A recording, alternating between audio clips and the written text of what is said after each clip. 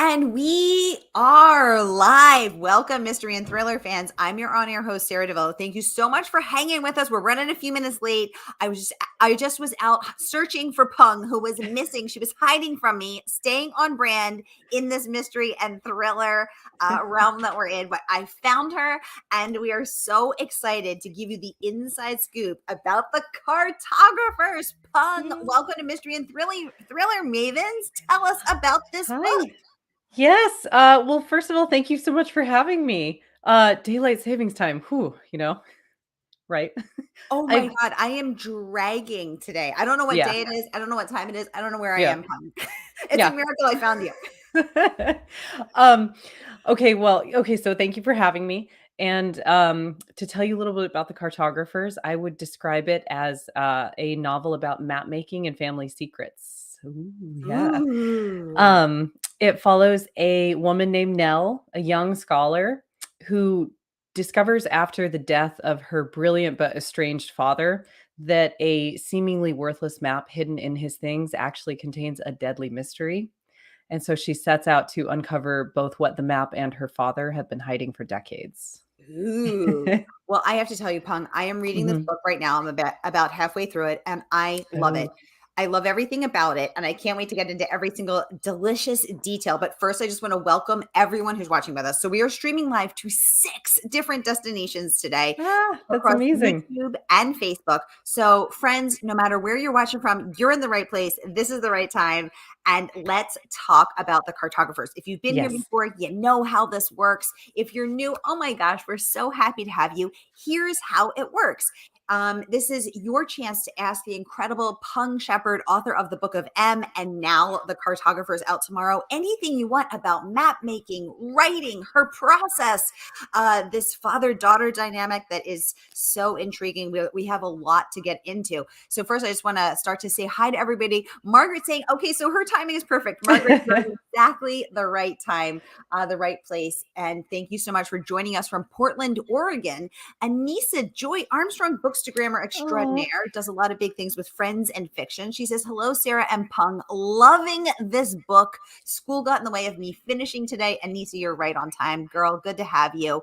Margaret saying so many metaphorical possibilities with cartographer characters. We're going to talk oh. about that, Pung. Mhm. Sharon Carlson says, hello from Minnesota. Sharon, welcome to the conversation. So great to have you.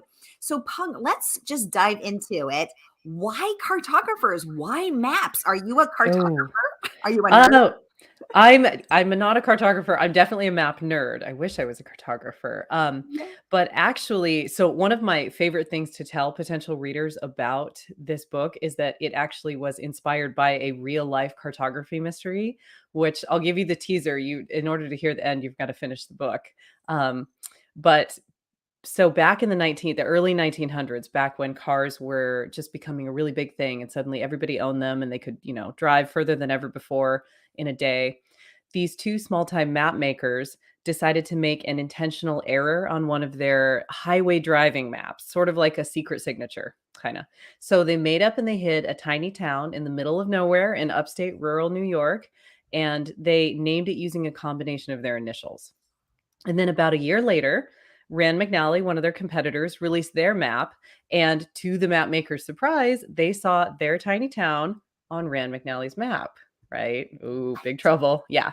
Yeah. So, well, they sued and they claimed copyright infringement because the only way they argued that that town that they had made up could appear on Rand McNally's map is if Rand McNally had been caught stealing their data, because otherwise, if they had done their own work, they would have gone to that area and seen that there's nothing there because the town wasn't real.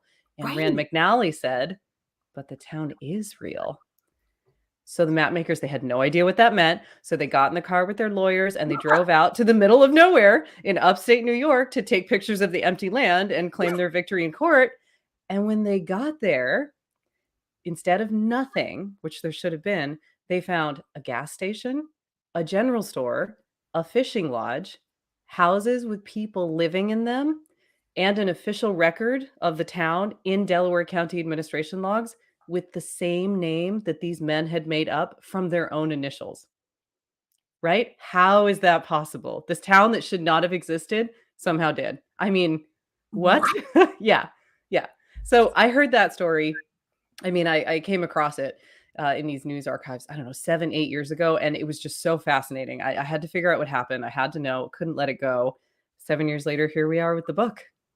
What? Oh my god. Yes. So wait, okay, so I am wondering either Mhm. so Margaret Pinard is suggesting an Alternate universe. alternate universe. I'm wondering, I'm going to the really sneaky universe of Rand McNally planted those people and that town and quickly tried to build it up and make it look real. Pung, did you get to the end of the bottom of this mystery? And Nisa is saying, "Wow, I mean, this is map making drama much." Very dramatic. Yeah. What was it? Did you find out? I did. So I also thought it was probably a ploy by Rand McNally to save their butts in court. It turns out that's not what it was. It was even stranger than that. So do you want me to spoil the mystery, or do you want me to make people read the book? Oh wait, oh no, I've lost you. You know what? I'm just gonna unplug these headphones. Pung, is it the mystery? Will it spoil the book for anybody? Because I people here still do can't hear not like you. spoilers. Wait, can you hear me?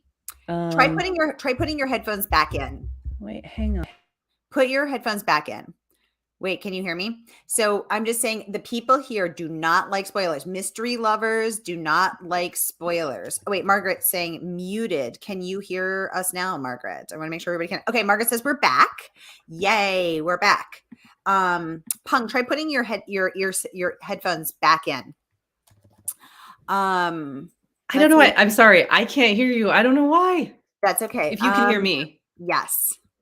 Okay, so I'm just going to suggest that she put her headphones back in. Meanwhile, everybody, tell me if you want Pung to tell us the mystery. Margaret's saying it was just for a few seconds that they couldn't hear us. So try putting your. I'm just going to tell. Oh, Pung. Okay, Pung, are you back? Okay, Anissa's saying she hears both of you.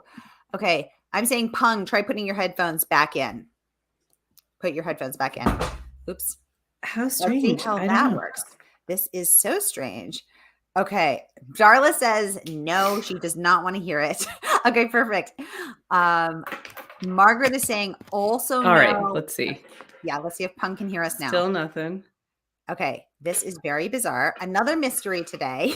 Daylight savings time is just messing us all up. I know. I just left everyone at a critical moment. They can't. I still can't hear you, but I can tell. Yeah. So I've just dropped that mystery, and then I'm just gonna suddenly not be able to hear anyone. So I guess have to. I'm just gonna tell Pung to try out. Let me see if I can change these settings here. Log back in. Okay, I'm gonna see if she can hear us there. Shay with the hobbies, good to have you. So I'm gonna say, Peng, try logging out and log back in. I can hear you now. How strange. Okay, perfect. Oh, thank goodness. Okay. Oh, the relief. Shay with the hobby says late but here. YouTube notification slacking today. Okay, Shay. YouTube is clearly on daylight savings time, right? We're all just all just a wreck today. Oh my gosh. Okay, so everyone is saying, Pung, when you were gone, they were saying don't spoil the mystery if it has anything to do with the book. They said they don't want any spoilers for the book. Okay. So if it spoils the book, don't tell us the rest of the secret town. I feel like I'm very anti-spoiler. And so if it even spoils it a little bit, I'll always err on the side of caution. So I think maybe I shouldn't. Yeah. Okay, perfect. Oh my gosh. So Stephanie says just as well since you were I know. spoiler. The universe stepped in, Pung. Perfect timing. Yeah. Now don't try that again. If you try to give us another spoiler, they're gonna mute you. The universe is gonna mute you again. Jake said maybe you accidentally muted the tab. There is a mute button down at the bottom. Pung, just be careful with that. Okay, perfect. So it's so great to have everyone. Stephanie's saying that they have a secret town in Germany like that. Oh yeah, Bielefeld. Yeah, I've heard about that one. That right. And Stephanie says she's watching us from Germany and she's so excited to be here with us. Hi, yeah. So we have an international group. Michelle saying she's just stopping by for a minute. She has to work, but she'll watch it later. Have fun. We will look forward to you joining us for the replay. Okay. So Pung, let's get right into it. So this book is a love letter to New York City, and it's specifically the New Yeah. York City Public Library. And the way that Mhm. you describe the magical space and the map maker's room, and I love that. I love the mystery. So for everybody who's not reading it yet, this is a father-daughter duo. He's a famous map. Is it curator? Is that the official term? Like a Yeah, he's a cartographer and a curator for the New York Public Library's map division. yes. Yeah. And then we don't know, you don't know what it is at first, but they are estranged. They haven't spoken for 7 years. And is it 7 or 10?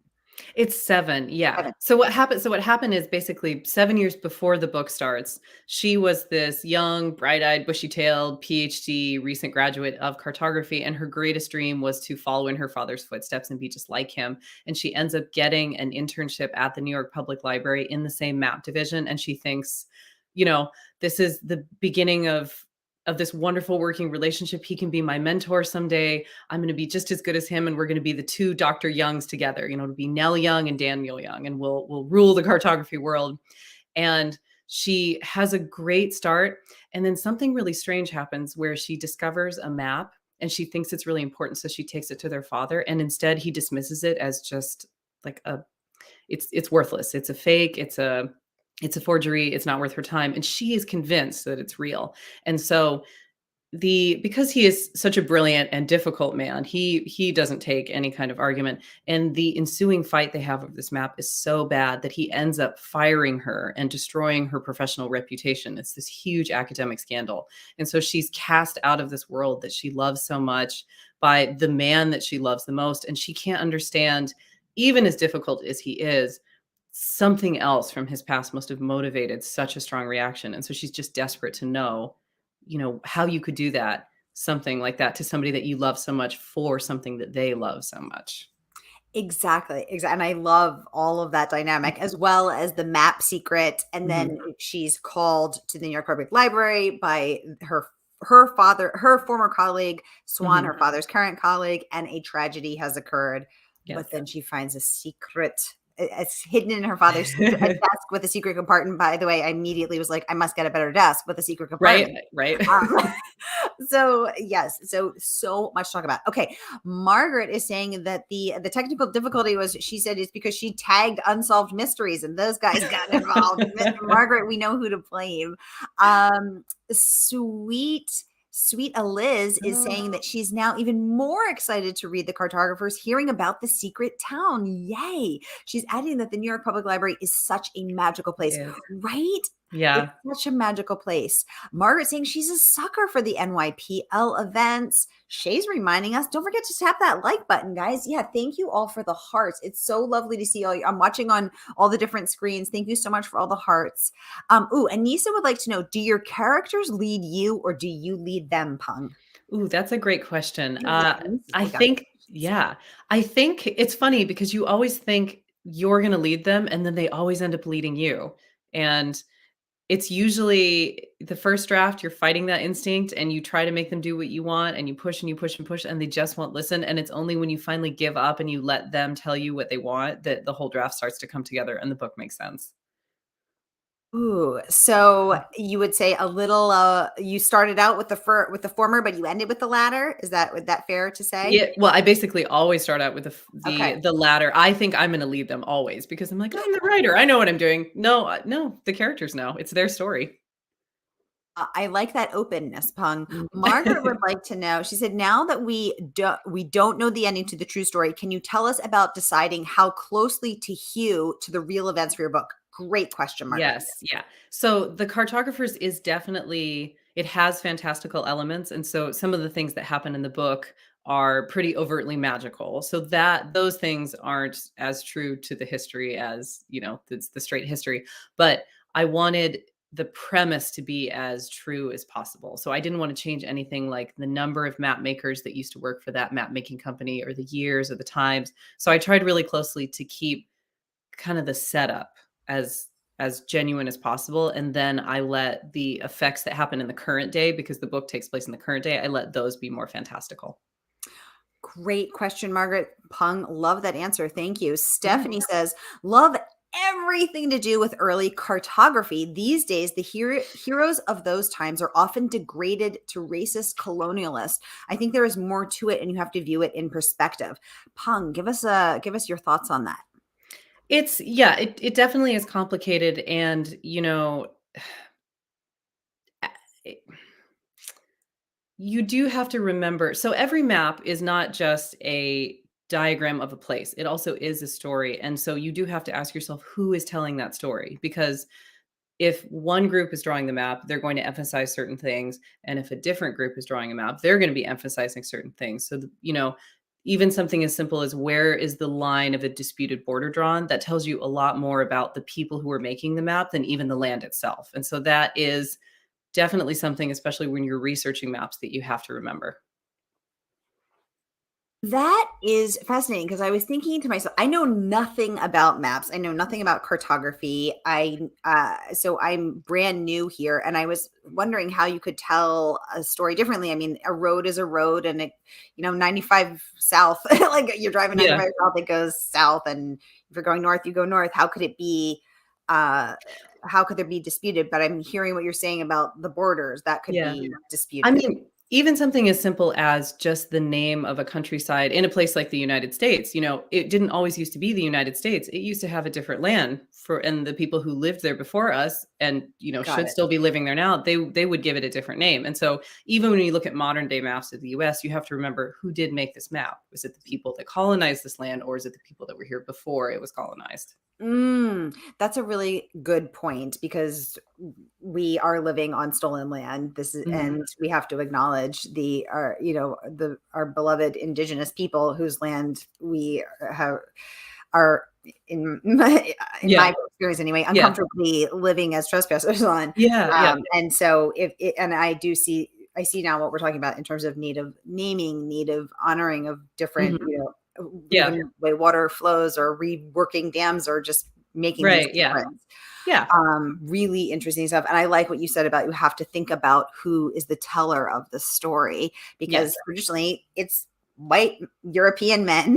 Yes, yeah, many times it is, yeah. So, yeah, Straight you just white have cis to yeah, men. every map story is important. Mm. You just have to remember the perspective from who is telling the story. I love that. Thank you. That's gonna really I'm Yeah. gonna sit with that and marinate on it. Thank you for that. Mhm. Leach is saying, wow, this is very intriguing. Shay with the hobby saying, I am Oh, intrigued. I'm already looking at my library. thank you, Shay. Thank you, Shay. It's always such a pleasure to have you here, ma'am. Leach is saying, do your book characters talk to you? You start out, you're gonna Mm. planning to lead them. They lead you. Do you actually hear them speaking to you, Pung? Not speaking to me, but sometimes they feel like they take over in the scene, and they'll just start talking to whoever else is in the scene or doing, their own things so clearly that it feels more like I'm kind of watching a movie of them rather than trying to invent it in my head. And that's when I know, one, that they've become their own person in a good way, and two, that the book is really working. Can you give us an example? So do you hear them is it dialogue and then you're just a transcriber writing down what they're saying? Sorta, yeah.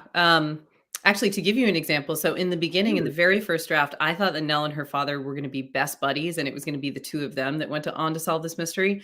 And for some reason, Nell just kept resisting hanging out with her father, and he kept resisting hanging out with her, and I couldn't figure out why. And I just kept trying to put them together, and they just didn't want to do it. And then it was finally because I realized, because they got into an argument in a scene over this map, and I realized, oh, that's why. It's because they're not friends at all. They've had a huge fight, and this has torn them apart. And it's also going to be this map, the central reason that they get pulled back together again 7 years too late. Wow, that's Mhm. crazy that you planned for them to be friends, and now we ended up Oh, yeah. literally could not be farther. They are estranged, they haven't spoken, Mhm. they are she has no the police ask her what he's been working on, she can't Mhm. say, because that was really heartbreaking and hard and sad, but Yeah. real. Yeah. Um I love that. Shay said she already put it on hold for her library for the audiobook. She's number 10 in line. That's a great sign, Amazing. Yeah, That's yeah. a great sign. I want to remind you guys, this book is out tomorrow, and you can order your copy today from our favorite woman-owned independent bookstore, Murder by the Book, and read along with us. Then join our Mystery and Thriller Maven Facebook group where all the good tea gets spilled. So grab your copy today, y'all. I'm going to put put the link in the comments, and the good folks at Murder by the Book will ship it out to you tomorrow. Okay, Shay would like to know, would you say speculative fiction or magical realism when it comes Mm. to these alleged fantastical elements, Peng? Yeah, I am a fan of the term speculative fiction because I think it's a little bit broader. Wait, let's And pause here because I okay, don't know what those terms mean, and I'm hoping I'm not the only one. So can you first tell us what these things mean, and then tell us which one it is? sure. Well, it's kind of all the same. So to me, speculative fiction is just a broader term. It's kind of a catch-all, and you can put fantasy under it. You can also put science fiction under it. You can put even horror sometimes, or like urban fantasy. Basically, anything where something's just a little weird, or like different or impossible or future or, alternate in some way. So I really like it because it's really broad like that. And you have a lot of room to play, and you can let your story be whatever it wants to be because you're not bound by really, really strict genre conventions. And on the other hand, I prefer to reserve magical realism because it tends to get applied to books written by Latin American authors who are writing in a very specific tradition. And I'm not a Latin American author. And also, a lot of my stuff, because one of the hallmarks of magical realism is when a magical thing is happening in the book, but it is accepted as real by the characters. So if, I don't know, Ooh, when you die you turn into butterflies, but that's just normal because that's the way it is in this world, and people accept it and they know that it's, true and real. And okay. when weird stuff happens in my book, people are like, whoa, that's weird. That's not normal. So it just feels like a slightly different thing to me. Love that. Margaret saying, magic. Very cool. She's now even more intrigued. Margaret, fantastic. Awesome. Danielle would like to know. Oh, Danielle, you and me, we're Mhm. vibing because I am wondering this too. Did you do any research at the New York Public Library for the book? I did. I used to live in New York City, and I would go there a lot just to be in such a wonderful place and walk the halls and look at the shelves and sit at the reading tables all the time. And towards the end of the first draft, I did get to go back as soon as I was vaccinated and it was safe. And it was so wonderful to just be there again and make sure that everything that I had written still felt true, that I had captured the feeling of the library properly, and that I could give that to readers in a way, like bring them along on the journey with me. What I love about, so I love libraries, and I bet a lot of us do here, right? Let me know in the Yeah. comments. Are you a library nerd? I know I am. I grew up going to the library was my biggest treat and stocking up on books. And you described the New York Public Library as a magical place, Mhm. which I think is a nice compliment to the later actual magic that Stuff that happens. happens, yeah. Libraries do feel magical, and especially the New York Public Library with the history of it being, I'm blanking on it, 1848. 18, it was built Oh, 18. no, I don't know. It's in your book. Yeah, Yeah, I think just it's turn around and 18. find out. Yeah, exactly. If I should have written the page number down. I think it was 1898. But Yeah, that sounds right. when you walk through it, the way that Nell describes it, it is that feeling, and I love that. So Danielle, thank you for the Mm. great question. Did you get to go into the staff only room that Nell worked in and gets to go back to? Pung, did you get to go in Oh, there? I didn't go in the second time that I went back. I spent most of the time on the outside in the main room, which is just gorgeous. I don't know if anyone watching has been in there, but it's this beautiful, like warm, rich room with these huge floor to ceiling windows, and everything is wood and has these giant reading tables with lamps. And there are maps. There are already maps all over the walls of that building. Or the map division room. You don't even have to go in the archives back there. And it's very cool. There's this guy or girl that stands at the desk, and you just go up and you kind of whisper what you want, and then they go back there, and it's like magic, and they find the map in the archives that you need. And they have something like 500,000 sheet maps in their archives. It's an incredible collection. It's huge. It's When just, I I mean, yeah, limitless. Yeah. I saw the 500,000 sheets in your book, and I thought, "Oh Mhm. my god, it's hard Yeah. to even conceive of that many sheets of paper." Oh, It's yeah. just incredible. Yeah. Um, Stephanie, harkening back to, the conversation previously, is talking about when there was a time when there were no roads, no Yeah. borders, no delineations, it just was land. Mhm. Peng, what's a favorite old map you've seen that's been magical for you? A favorite old map that I've seen. Well, there's a map. So on the very first page, we talk about the Fra Mauro map, which is really interesting because it's um, there was a monk that lived in Italy, and he managed to put together an extremely accurate map of the entire world at that point. Because what he did was would talk to every explorer or every merchant that came through his town, and he would ask them what they had seen. And so he basically put together a world map by stories, but it turned out to be incredibly accurate. And so that's the very first map you read about in the book. So that's the map that Nell is trying to replicate in her now disgraced job when she got Yes. fired by her beloved father and Mhm. banned from the fancy people work Yes. of Yeah. research. So now she's degraded to work in this cheesy replication store. So she's trying to, I thought it was interesting where they crumple it and try to age it prematurely to make it look like this. So that's the map that she's working on. And I actually meant to go and look it up. Oh, it's Um, beautiful. Yeah. I loved that. Okay, Margaret is suggesting, so in honor of Pi Day, map equals story plus perspective. What do you Oh, think? that's a good formula. Yeah, that's a really great way to put it. Yeah, map plus the perspective of who's telling it will give you, or I mean, sorry, story plus the perspective of who's telling you the story will give you a map. Margaret, you're on Yeah. fire today. Clearly, daylight savings time is not affecting you. Not Margaret. Leisha would like to know, how long did it take you to write this book and how long did the research take? Great question, Leisha. Good question. It took me, I would say, when all was said and done, probably 12 solid months to write the first draft. And then it was such a mess because I'm a very messy drafter that it took another solid 6 months to revise it. And there were a lot of rewrites and a lot of changes. But it's hard for me to say how long the research took me because I do research as I go. I don't like to do, because you don't know what you're going to need in the beginning. And so you could, I don't want to say waste time because no research is wasted, but you could end up researching a lot of stuff that ends up not being relevant for the story, you know? So I like to start writing, and then when I hit a question, then I go find the answer to that question, and then I come back. So did that look like, okay, I need Nell to be working on prematurely aging a famous old map. And then you Google famous old maps and then the Fra Mauro came up and you're like, cool, I'll use that one. And then you research, go down a rabbit hole on the Fra Mauro.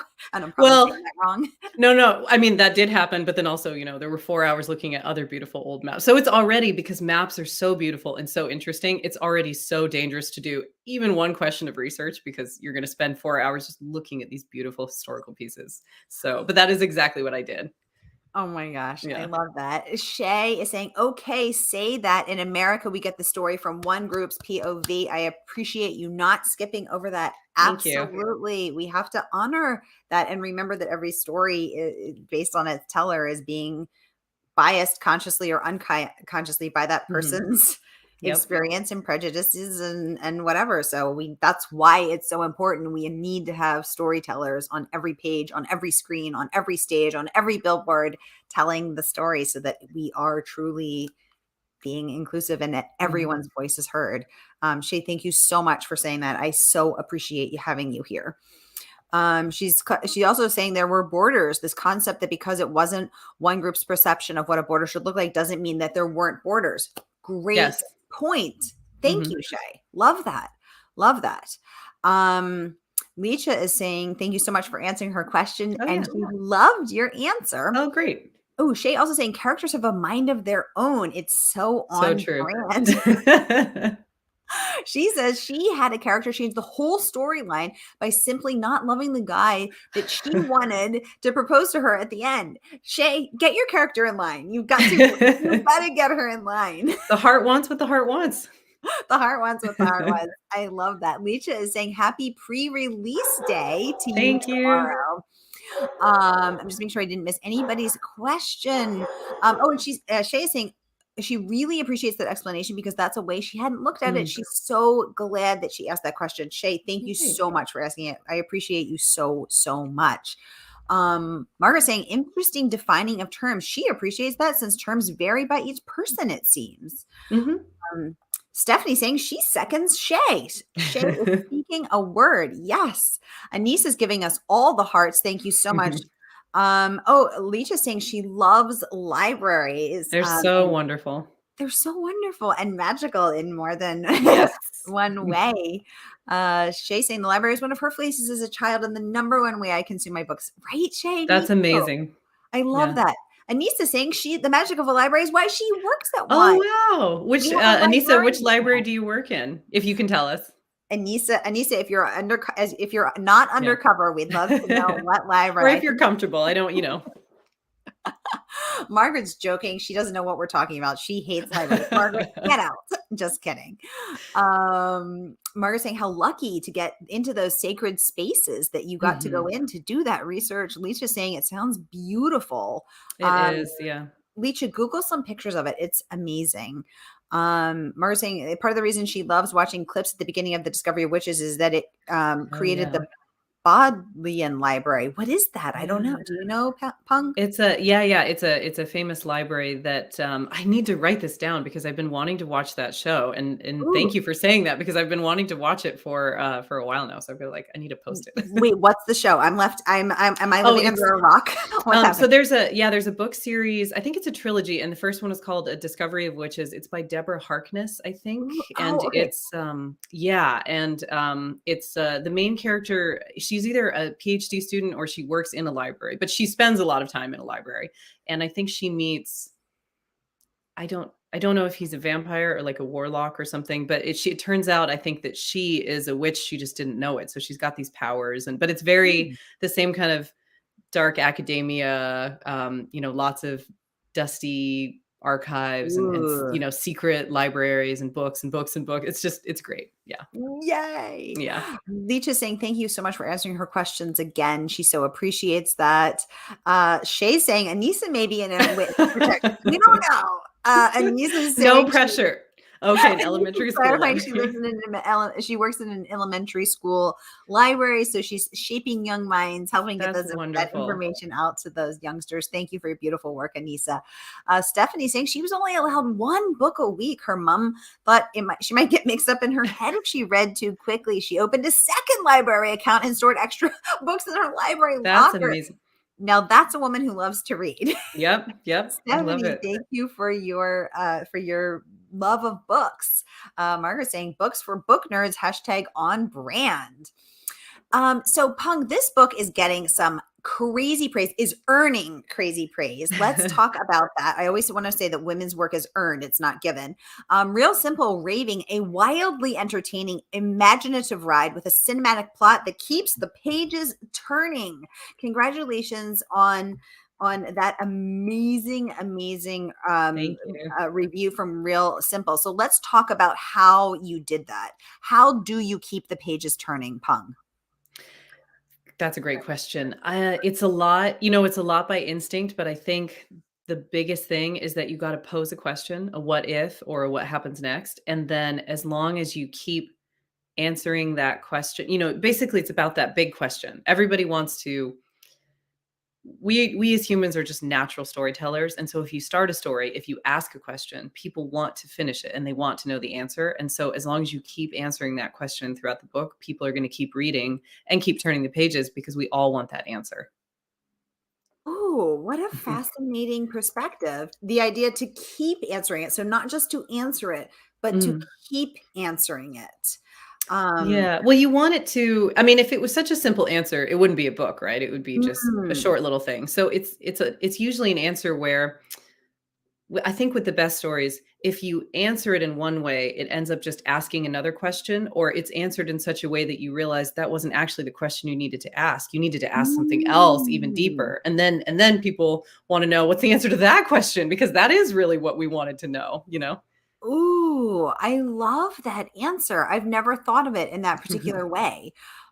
Brad Thor, the #1 New York Times bestselling author of Black Ice, among others, excuse me, also raves. He chimes in, Peng Shepard has done it again. The Cartographers is an exquisitely written, brilliantly plotted.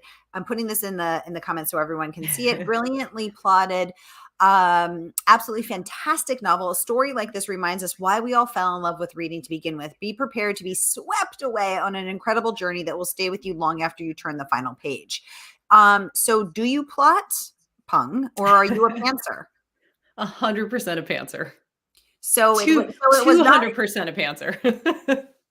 So Brad Thor, it says, is brilliantly plotted, but you did it all Mhm. in your head and followed the story. What if followed the characters where they Mhm. wanted to go? But what if they took you someplace that was a big dumb dud? What if it was a dead end? How did you have to back it up? I mean, how did you do Oh, that? so many times. So Yeah.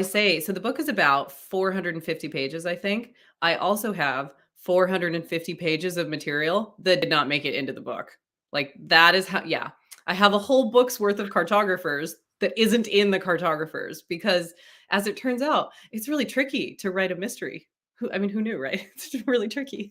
Um, so yeah, and I think that's also part of it. If you don't outline it ahead of time, a lot of your writing is going to turn out to be a really useful idea that you tried but isn't going to be the right one. But you just got to, if that's your process, you just got to be okay with it. It turns out that if I outline it, it sucks all the life out of it for me, and the only way for me to figure out what the story is through writing through it and discovering it that way.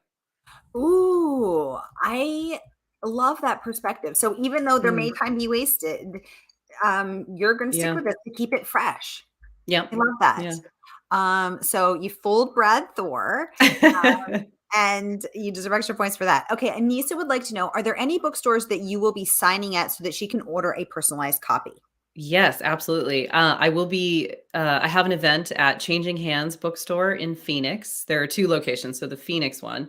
And I will be signing there. So you can order a copy from them and put in the notes that you'd like me to sign it, and they'll give me a call. And there is also another Phoenix bookstore called The Poisoned Pen, and I'll be there later this month. So either one of those would be great to order from.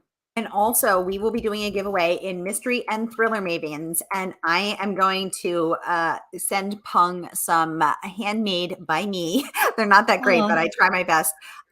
Book plates for you to oh, sign, fun. and Yeah. so there will also be 3 signed copies available from me. So if you also want to, if you want to order your copy from Murder by the Book, I'll put the link right here, and then I will get you a signed book plate from Peng, a personalized signed book plate Oh, from Peng. yes.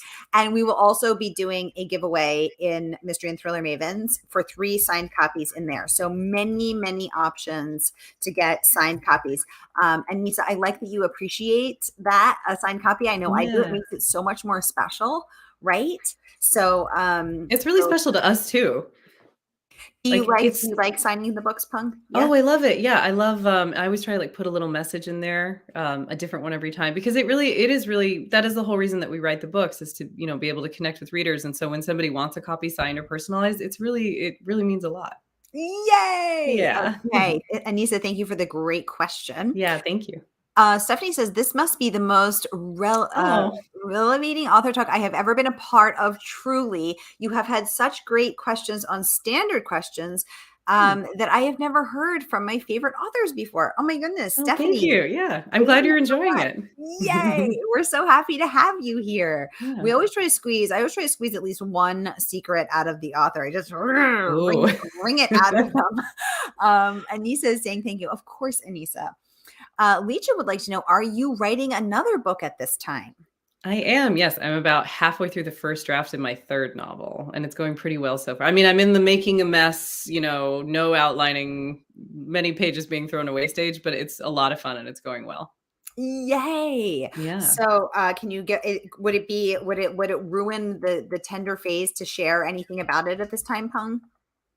I'm not sure. It's still so squishy. I don't know if I could give you a Okay. really clear synopsis, but I can say that if the Book of M was kind of like fantasy or post-apocalyptic, Hmm. and the Cartographers is like a mystery or a little bit of fantasy, I would say this one is a little bit more like a thriller and sci-fi put together. Wow. So do you Yeah, like just sort of do they call it genre bending, Peng? I do. Yeah, Yeah. that's what I live for really, is just to bend genre. Cool. I love Yeah. that. I love that. I'm just making sure I didn't miss anybody's comments. Margaret saying getting a signed book is pretty great. Oh, Absolutely. Anissa saying she loves knowing that the author has touched the book that she is that's nice. reading.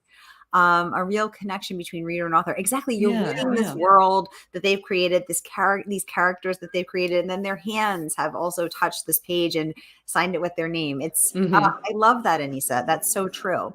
Yeah. All right, y'all, we are out of time. Oh, Stephanie's saying, sorry, no typos. I tried to pull back Oh. and correct. No, no, no. We know exactly what you're talking about, Yeah. Stephanie. And we so appreciate you being here and so appreciate you saying that. That really means so much. Margaret saying the genre mashup queens. Thank Like, you. what do you like about mashing genres, Pung? I think it's just I grew up reading science fiction and fantasy, and so that always is gonna feel like my home, and then Mhm. later, I got really into literary fiction, and I love that too, but I just had always wished that there was a way or there were books that did both of them at the same time because both genres have such beautiful things, and I think that's just what I love the most is just combining, you know, some of the depth and the beauty and of literary fiction with just really interesting premises and fun and magic and sci-fi of genre. Oh, I love that. Well, what a perfect note to end on. So I want to remind y'all this book is out tomorrow. Order your copy tonight. I popped the link in the comments, and the good folks at Murder by the Book will send it out to you tomorrow. I'm sharing just a few of the amazing reviews that Pung has earned. Library Journal raving that it is a shimmering delight full of wonder, danger, and marvel. And the Kirkus raving that Shepard plots a page-turning twists and revelations with ease. So literary hub saying this dark fable, deadly secrets, and gothic inflected speculative fiction in so many words of praise. Congratulations on everything.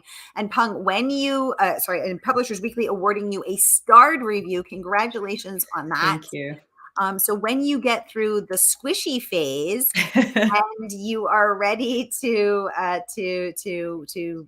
chat about your second novel, I hope you will come back and chat with us again because it's been such a pleasure hosting you. Oh, absolutely. I would love to. Yeah. Yay! Yeah. All right, everybody. Thank you so much for tuning in. Thank you for hanging out with us while we were a few minutes late. I'll be back at the top of the hour with Louisa Luna with her brand new Alice Vega book, Alice Vega series Hideout. I will see you then. All right, everybody. Have a great day. Bye.